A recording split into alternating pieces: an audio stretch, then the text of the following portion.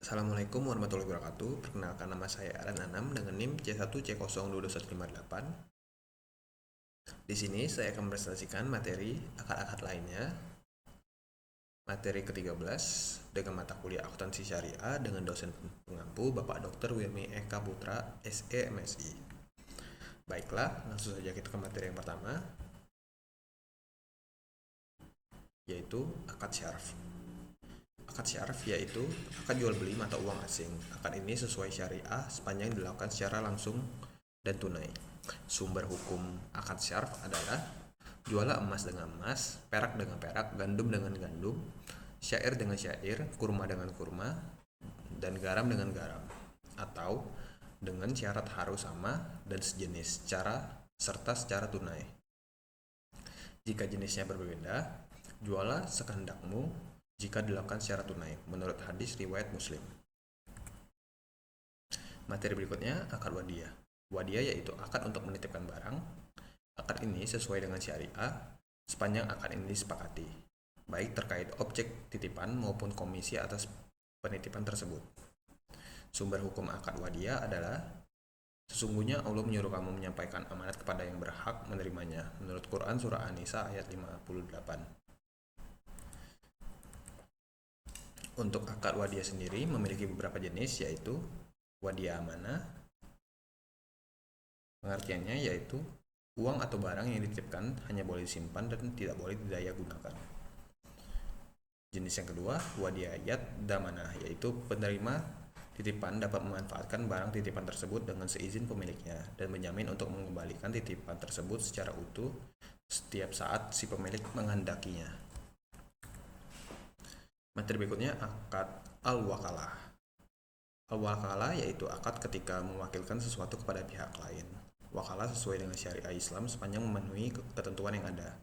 Sumber hukum akad al-wakalah adalah, maka suruhlah salah seorang di antara kamu pergi ke kota dengan membawa uang perakmu itu, menurut Quran Surah Al-Kahf ayat 19.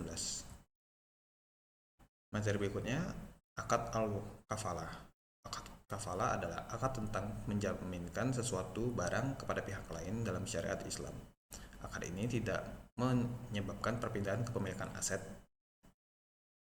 Dijaminkan aset tetap dimiliki oleh pemilik aset, walaupun pemilik aset tidak tetap membayar utang yang terkait dengan kafalah tersebut. Sumber hukum akad al-kafalah adalah, dan dia atau Allah menjadikan Zakaria sebagai penjaminnya atau Maria, menurut Quran Surah Ali Imran ayat 37.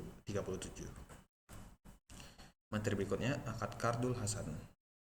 Qardul Hasan yaitu akad pengelolaan dana kebajikan yang dilakukan secara terpisah pengelolaannya dengan pengelolaan perusahaan. Menurut sumber hukum Qardul Hasan adalah, dan jika ia atau orang yang berhutang itu dalam kesulitan, berilah tangguh sampai ia berkelapangan dan menyedekahkan sebagian atau semua utang itu lebih baik bagimu jika kamu mengetahui, menurut Quran Surah Al-Baqarah ayat 80. Materi berikutnya, akad al-hiwalah, yaitu akad tentang mengalihkan hak atau kewajiban. Dalam pengalihan tersebut harus ada kepercayaan untuk melakukannya, dan ketika dilakukan pengalihan, pihak yang mengambil alih akan menerima komisi atau fee. Akad ini sesuai dengan syariah sepanjang memenuhi ketentuan syariah. Akad yang terakhir yaitu akad ran. Ran adalah akad tentang gadai. Ran yaitu menahan barang sebagai jaminan atas utang. Akad ini sesuai dengan syariah sepanjang memenuhi ketentuan syariah. Selain akad ran, pada tahun 2008 MUI juga mengeluarkan fatwa tentang ran tajilisi atau fidusia.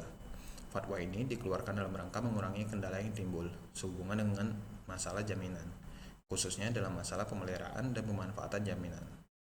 Ran tajilisi sama dengan ran biasa, yang membedakan hanya masalah pemanfaatan dan pemeliharaannya saja. Menurut sumber hukum akad ran adalah, jika kamu dalam perjalanan dan bermuamalah tidak secara tunai, sedang kamu tidak memperoleh seorang penulis, maka hendaklah ada barang tanggungan yang dipegang oleh yang berpiutang, menurut Quran Surah Al-Baqarah ayat 283. Sekian presentasi dari saya. Untuk materi akad-akad lainnya saya akhiri. Wabillahi taufik wal hidayah. Wassalamualaikum warahmatullahi wabarakatuh.